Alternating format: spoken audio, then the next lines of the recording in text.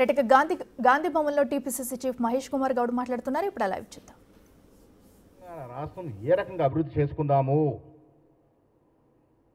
కొద్ది రోజుల పాటు మన పార్టీలు పక్కన పెడదాం. కేంద్రం నుంచి మనకు రావాల్సిన వాటా, కేంద్రం నుంచి రావాల్సిన ప్రాజెక్టులు, కేంద్రం నుంచి రావాల్సిన డబ్బులు మీరే డెలిగేషన్ లీడ్ చేయండి. మేము వస్తాం, మేము మా ముఖ్యమంత్రి మా మంత్రులు అందరం వస్తాం. ప్రధానమంత్రిని అడుగుదాం. అది చేయరు. ఫ్లైట్ దిగేటప్పుడు అసదుద్దీన్ ఓవైసీ గుర్తొస్తాడు, రాగానే మాట్లాడతారు. ఫ్లైట్ ఎక్కేటప్పుడు అక్బరుద్దీన్ ఓవైసీ గుర్తొస్తాడు. వాళ్ళ జపం తప్ప వేరే జపం లేదు కిషన్ రెడ్డికి, బండి సంజయ్కి. బండి సంజయ్ కరీంనగర్కి ఏమైనా ప్రాజెక్ట్ ఉంటే తీసుకొచ్చుకో, చరిత్రలు నిలిచిపోతాయి పేర్లు ఇవన్నీ. కేంద్ర మంత్రి స్థానంలో కరీంనగర్ రావాల్సిన ప్రాజెక్టు గురించి ఆలోచించు, తెలంగాణకు రావాల్సిన ప్రాజెక్టు గురించి ఆలోచించు. కేంద్ర మంత్రి అవకాశం వచ్చినప్పుడు కూడా దాన్ని సద్వినియోగం చేసుకోకుండా మంత్రి అని కూడా మర్చిపోతాడు పాపం మా సంజయ్ గారు. అయితే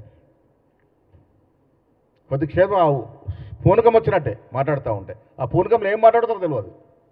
నేను ఒక కేంద్ర మంత్రిలో వర్గంలో ఉన్నాను, నేను అది మాట్లాడకూడదు, ఇది మాట్లాడాలని తెలియకుండా మాట్లాడిస్తూ ఉంటారు.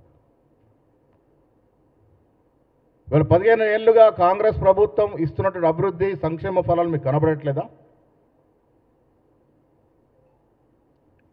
ఒక్కసారి బేరీ చేసుకోండి. గత ప్రభుత్వానికి ఈ ప్రభుత్వానికి ఉన్న తేడా. వాళ్ళు 10 ఏళ్లలో 60,000 ఉద్యోగాలు ఇవ్వలేని పరిస్థితి ఉంటే మేము 11 మాసాలు 60,000 ఉద్యోగాలు ఇచ్చాం. తెలంగాణ తెచ్చుకుంది ఉద్యోగాల కోసం. వాళ్ళు యావత్ 10 ఏళ్లలో 30,000 కోట్లు రుణమాఫీ 30,000 కోట్లు దాటలే వాళ్ళది. మేము 11 మాసాలు 21,000 కోట్లు ఇచ్చాం. వీళ్ళు ఎంత లగడ చేస్తున్నా మీరు ఆ 400 ఎకరాల భూమి విషయంలో వచ్చిన 10,000 కోట్లు రుణమాఫీకే వాడాం. అది చేయకూడదు. 400 ఎకరాల్లో మంచి మంచి కంపెనీలు వచ్చి కట్టడాలు వస్తే 5 లక్షల ఉద్యోగాలు వస్తారా బాబు అంటే వినే పరిస్థితి లేదు. మాకు ఉద్యోగాలు వద్దని, వాళ్ళొద్దని వీళ్ళొద్దని చెప్తా ఉన్నారు. రాష్ట్రంలో ఏ రకంగా అభివృద్ధి చేసుకుందామో ఒకసారి ఆలోచన చేయాల్సిందిగా మీ అందరూ విజ్ఞప్తి చేస్తూ ఉన్నారు. ప్రముఖమైన గౌరవ స్థానంలో ఉన్నప్పుడన్నా కనీసం మాట్లాడి, ఎన్నికలప్పుడు మళ్ళీ ఎన్నికలు మాట్లాడుకుందాం. రోజు కులము మతము మళ్ళీ రజాకాల జమానా వస్తుంది. ఎందుకు వస్తాయా రజాకాల జమానా?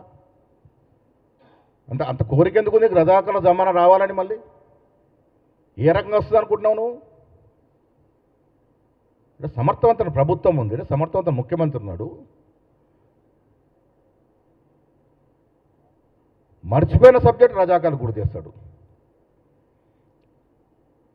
ఎమ్మెల్సీ ఎన్నికల్లో మజ్లిస్ గెలిస్తే రజాకాలు వస్తారు. ఇంత ఆశ్వాసంగా మాట్లాడుతున్నాడు కేంద్ర మంత్రి.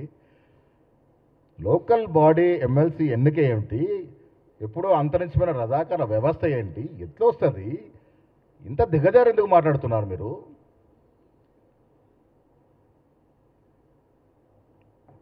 ఇది మంచి పద్ధతి కానే కాదు. నేను చాలా సందర్భాల్లో చెప్పాను, ఇప్పుడు చెప్తా ఉన్నాను. నిజంగా కూడా మాలో లోపాలు ఉంటే ఎత్తి చూపండి. మేము సిద్ధంగా ఉన్నాము సరిదిద్దుకోవడానికి. సలహాలు ఇవ్వండి. 60,000 ఉద్యోగాలు ఇచ్చారు రేవంత్ రెడ్డి గారు, ఇంకొక 20,000 ఇవ్వండి అని అడగండి. ఇద్దాం. ఉద్యోగాలు కావాలి రాష్ట్రంలో, అభివృద్ధి కావాలి రాష్ట్రంలో, డబ్బులు కావాలి. ఎవరు ఇవ్వాలి? కేంద్రం వారి బాధ్యత కాదా డబ్బులు ఇవ్వడం? లెక్కలతో సహా చెప్పాం. ఏ రాష్ట్రం నుంచి కేంద్రానికి ఎంత నిధులు వస్తున్నాయి, వారి నుంచి ఎంత వాటా వాళ్ళకి పోతా ఉంది. తెలంగాణ విషయానికి వచ్చినప్పుడు మనం కట్టే దాంట్లో, మనం తెచ్చుకునే దాంట్లో చాలా వ్యత్యాసం ఉంది. అది ఎందుకు మాట్లాడరు మీరు? మేము ఇంత కట్టాము, మాకు ఇంతే వస్తుంది అని ఎందుకు మాట్లాడలేకపోతా ఉన్నారు?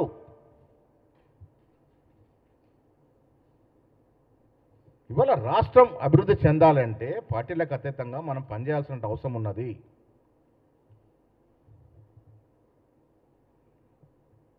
మీ బాధ్యత కూడా. మీకు కూడా ఓట్లేశారు సికింద్రాబాద్ ప్రజలు.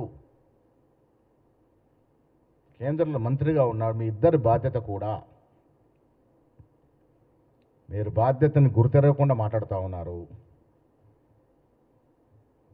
నేను కిషన్ రెడ్డి గారిని అడుగుతా ఉన్నా, మీకు సంఖ్యనే లేదు మున్సిపల్లో.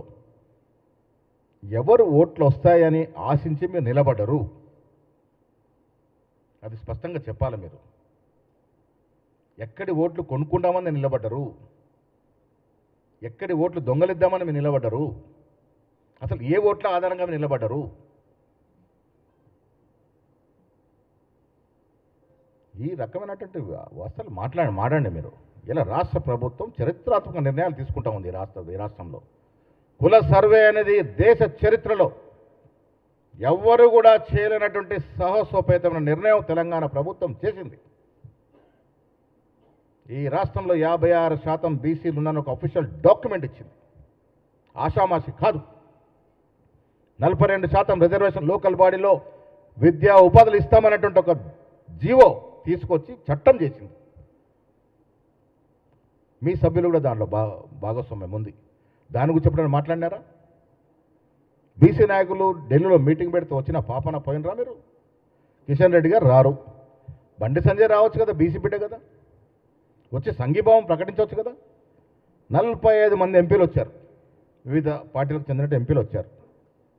దేశంలో ఉన్నట్టు వివిధ పార్టీకి చెందిన 45 మంది ఎంపీలు వచ్చి సంఘీభావం ప్రకటిస్తే ఈ రాష్ట్రంలో ఉన్నట్టు ఎంపీలు, అందులో బీసీ ఎంపీలు రాకపోవడం మీకు ఏం ప్రేమ ఉంది? బీసీల మీద ఎందుకు మాట్లాడతారు మీరు బీసీల గురించి? ఇవాళ ఇవన్నీ మానుకోవాల్సిందిగా కిషన్ రెడ్డి గారు ఇన్ని అవకాశాలు వచ్చి తెలంగాణ రాజకీయ చరిత్రలో ఏమీ చేయని వాడుగా మిగిలిపోవద్దు. మళ్ళీ అవకాశాలు రావు.